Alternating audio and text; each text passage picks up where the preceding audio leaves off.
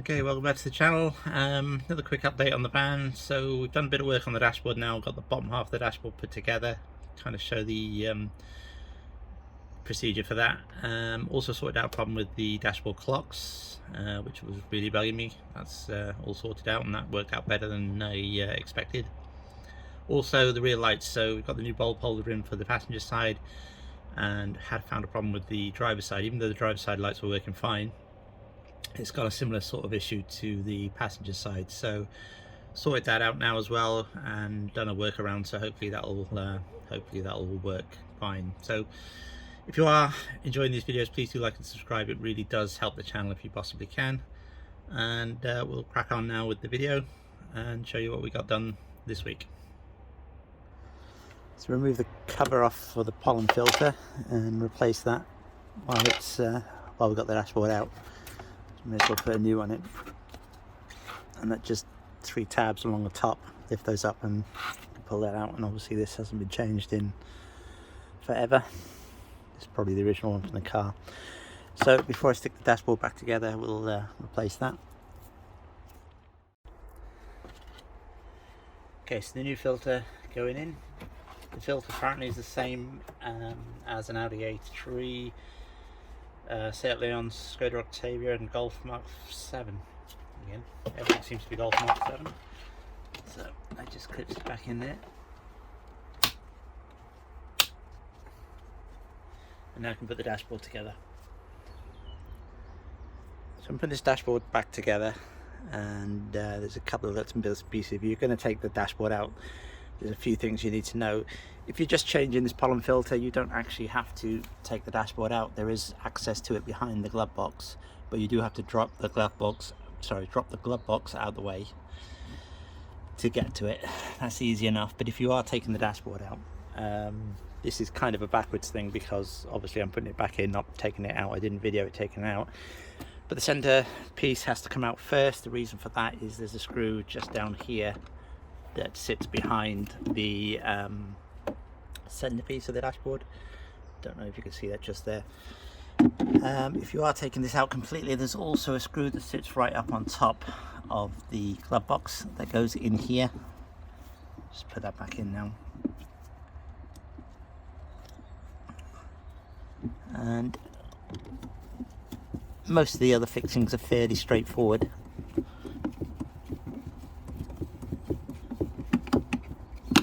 That's in there.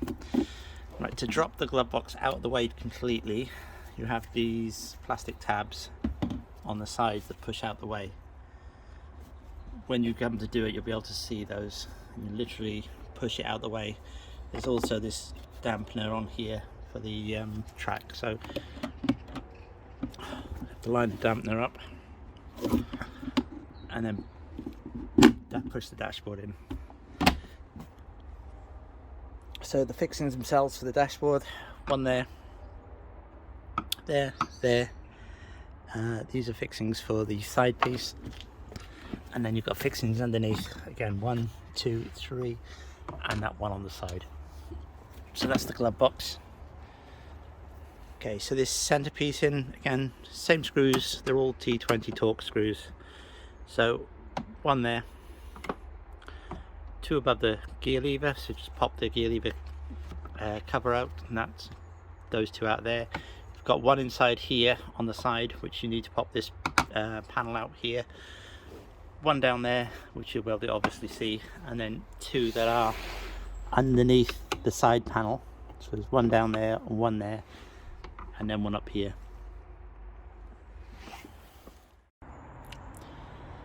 Okay, so on the driver's side, this piece of the dashboard needs to go in first, or go back in first, before the bottom half, and this just clips in.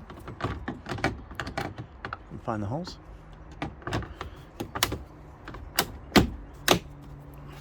In there. And then the bottom half of the dashboard goes on.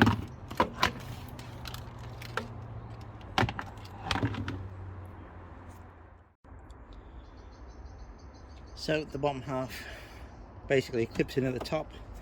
Then you've got 1 screw in where the switch for the lights is. 1 there, another one here, and then one round the side in there, and that's all in. Okay, whilst removing this rear light, obviously you found this rusted connector on the back. Now, although the lights were working, I think, before we did this, now they're not working, so obviously it's disturbed something, either more than likely in the plug. But I bought a new bulb holder, and I bought a replacement plug. Now the plug, again, is from a Mark 7 Golf, and it's exactly the same plug.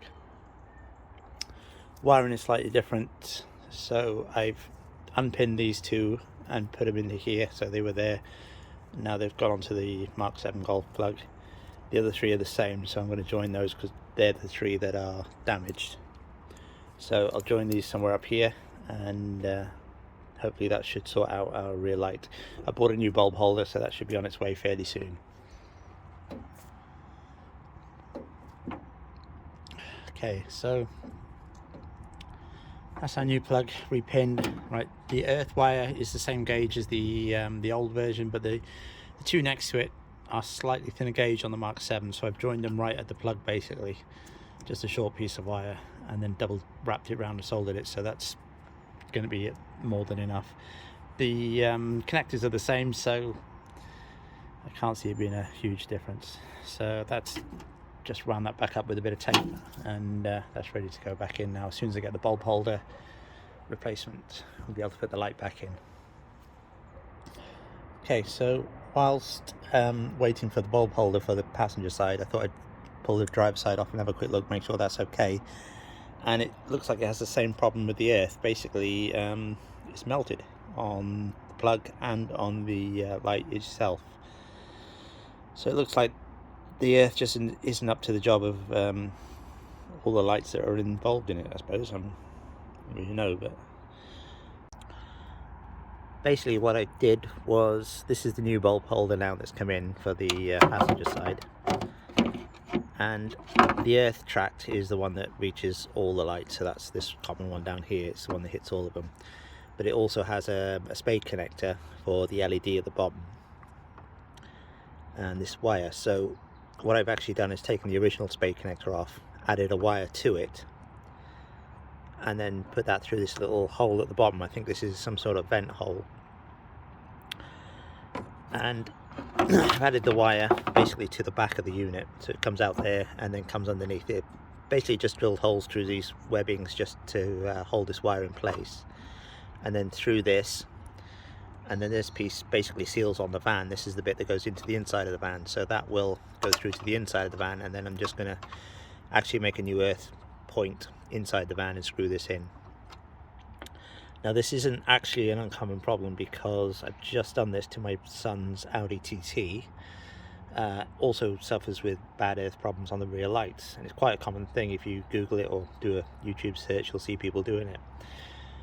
But as far as I can see, it's just the actual wire in the loom is under spec for the amount of power that these lights are drawing, which obviously is a bit of a problem. So hopefully by doing this, that will eliminate that, and we won't have any more problems with the rear lights. So I'll get these installed now and test it up. So if you don't see any more about the rear lights, then it will work.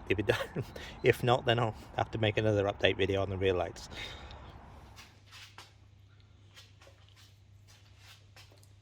Another issue that's going to pretty much drive me bonkers is this crack in the lens of the clocks. So when I took the dashboard apart, I was looking at this and maybe thought about trying to replace this lens. So there's a crack here, and there's another one on this corner. It doesn't pick up very well on the camera, and obviously the lights are reflecting on it, so it kind of makes it worse.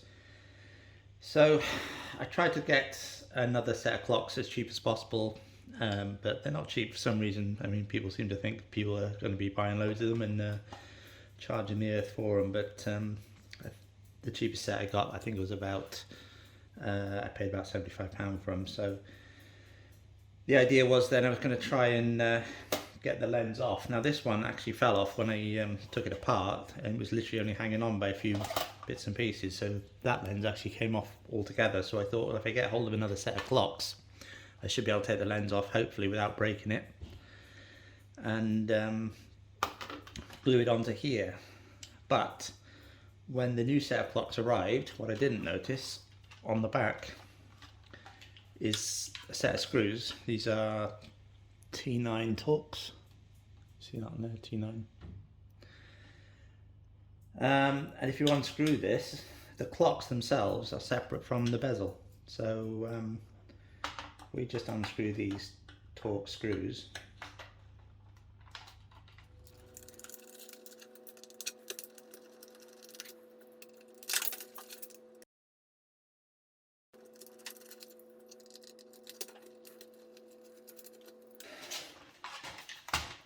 So there's a couple of tabs holding it together, one on the side, either side. Just push that out, and then one at the top and one on the other side. So, and then the clocks themselves come out. So I'm assuming the clocks are a standard fit. In fact, it says Golf on the clocks, so these are probably Mark 7 Golf. Pretty much everything else on the van is. And the actual only difference is this bezel.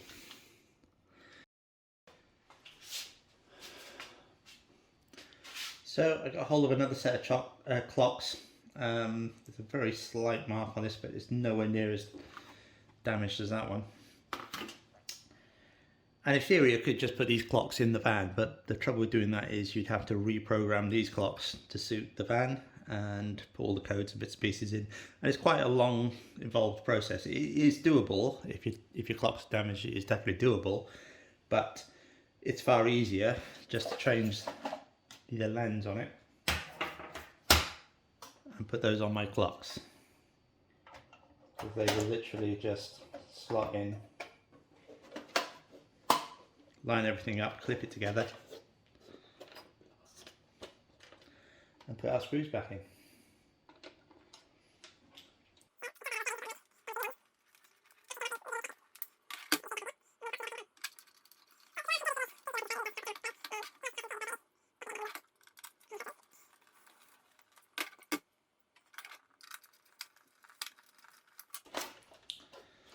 Okay, so completed clocks, ready to go back in the van with no cracked lens. So if you are enjoying these videos, please do like and subscribe. We are pushing forward now and almost ready for the MOT. There's a few bits and pieces. Most of the dashboard's back together now. The rear lights, we'll test those and hopefully they'll all work. Put these clocks in, a few little other bits and pieces, and we can get it MOT'd. So that's going to be it for this one. Please do like and subscribe, and I'll hopefully see you again soon. Bye bye for now.